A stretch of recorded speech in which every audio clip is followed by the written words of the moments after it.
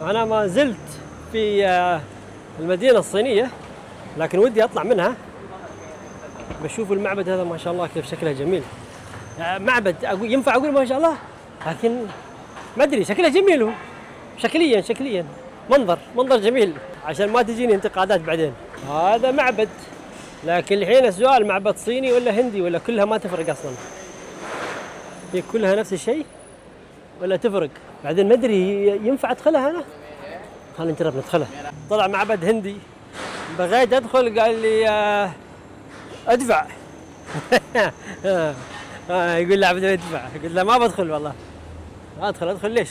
أنا داخل عشان أتعرف، فأنتم بتدفعوني برضه عشان أتعرف على ديانتكم وعلى معبدكم وعلى معبدكم وعلى معبدكم. كيف انطقه؟ يا أخي العربي أنا بتضيع مني. على معبدكم. أيوه على معبدكم. المهم